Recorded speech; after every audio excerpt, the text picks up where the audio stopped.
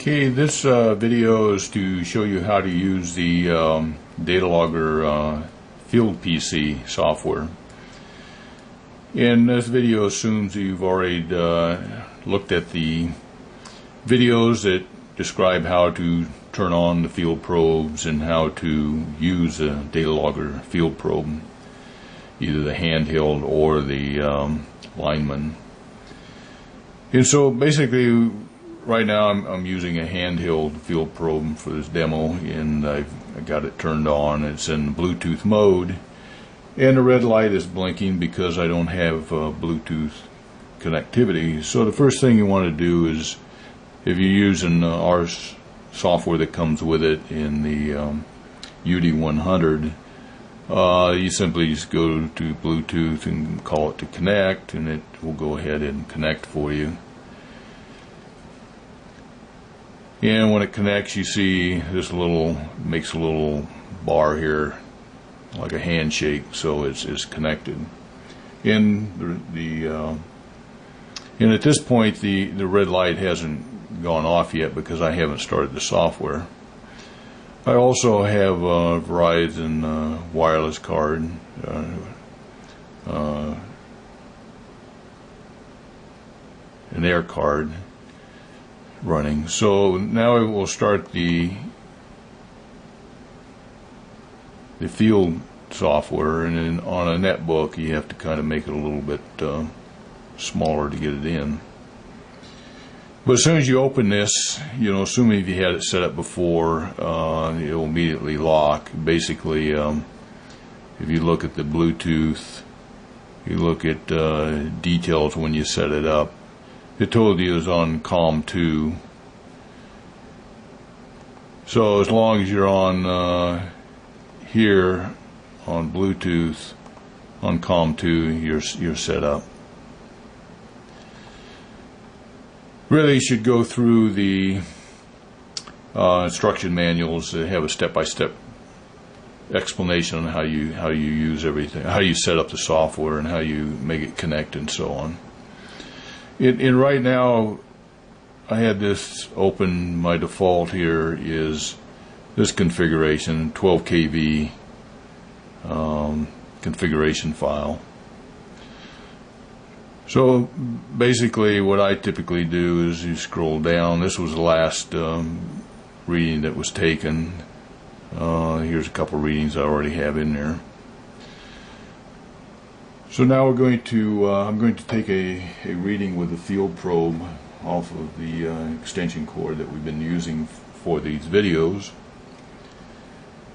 So I get my yellow light, I get a couple light blinks, and then it connects. And so what it's done now is, you see the new sequence it came up with, and then it told me that the phase was phase B, and it gives me the phase error 1 and the phase error 2, which is very, very low. And basically what the phase ID system does is it takes two instantaneous phase readings 2 seconds apart, and then it deciphers both of them independently. And when you first set everything up and everything's perfect, you don't really have any phase error. So what you look for is, first of all, that the phase error 1 and 2 are somewhat close together, and also that they are a reasonably small number, typically on the order of less than 10 or 15 degrees. Okay, suppose you want to take some more measurements in the field, and now you wanted to take them on 69 kV. And since there's typically 30 degrees phase shift between distribution and transmission voltages, you probably had previously set up a different configuration file. So you can just go to File, Open, and pull up your 69 kV file, and you'll have your previous readings already entered there. So again, let's make the assumption this time that we don't have internet access. So what I'll do is just disconnect the air card, disconnect internet access. And then I'll go ahead and take a reading.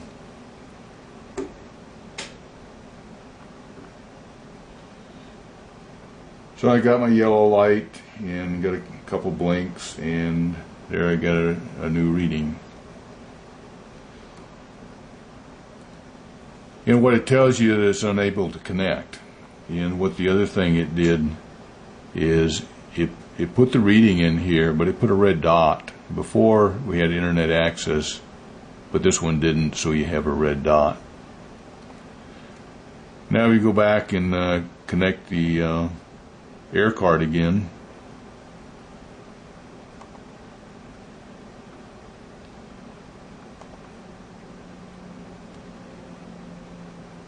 Now you can select this measurement you just took and say confirm readback, and now it deciphers it. Told me I was on a phase B, and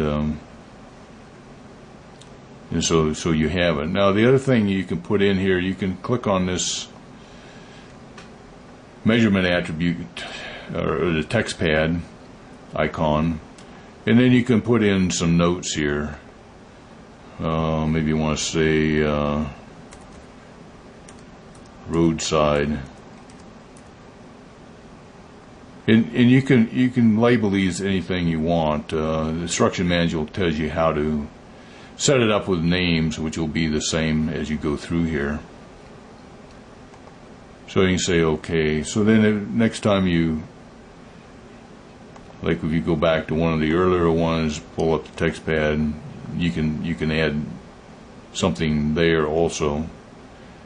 But if you pull up the one we just took and open it, then you get the information and you can edit it, and all that goes into a records file that you can download into Excel or wherever you wish. The other things you can do is pull up the GPS icon, or if you had a whole lot of red dots in your measurements, say you went out and took a lot of measurements, then you can use that icon to batch convert them all to green dots after you copy the daily file from the base station into this the directory here for the Datalogger field probe software.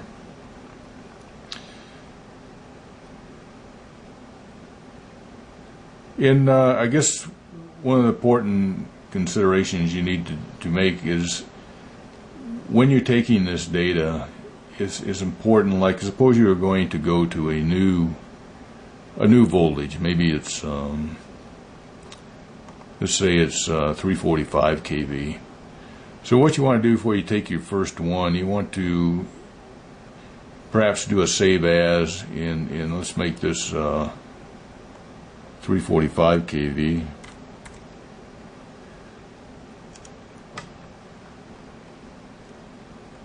And we'll save that. And let's make the to get a different number here, we'll make this as a primary connection. We'll assume it's a Lyman Datalogger, and we want a primary connection there.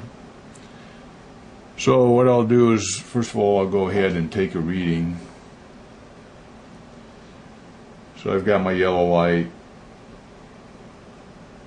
a couple blinks, and now it gave me the answer. But assume this was phase A. So we took the reading. We really wanted it to be, we knew it was phase A. Maybe we're at the substation, and so you can go here and you can say let's auto config. Put in the phase A. You can put in B, A, B, or C. We'll put A in here. Say OK. It says it was successful. Close it.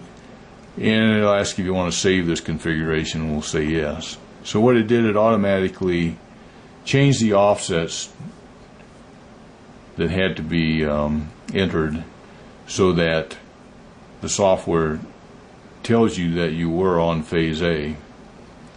because that's what you wanted your reading to be. Now you can go on and take other readings on other lines on the 345 kV at different locations, and they'll all be referenced to this configuration file that you just made. And it's important to make separate configuration files as you go along, because the configuration file that you're using means that it will decipher all the measurements the same way using the same tagging reference phase. So even if you're on a 12.5 later on, maybe on a separate substation, then you should create a new file. And the best way to do that, again, is just do the save as of whatever you got, give it a new name. Maybe you want to call this 12 kV. Let's say it's alpha. Maybe that's the alpha substation or whatever the name is, and save it. And then you get a blank measurement record file again. Go ahead and take your reading. Different configurations, you just open them, and so as many as you have. If you go back to your normal kV, 12 kV here, maybe this was a strained substation, so it wasn't really in phase with the prior one, so you give it a new name. Your 69 kV or 345 kV. So you make as many configuration files as you wish, and that's how you keep track of everything. So this is kind of a quick overview of using it. You really need to go through the instruction manual, because there's a lot of features here with this software that you can do. There's a lot of different capabilities. A lot of times you won't use them all, but they're there if you need them.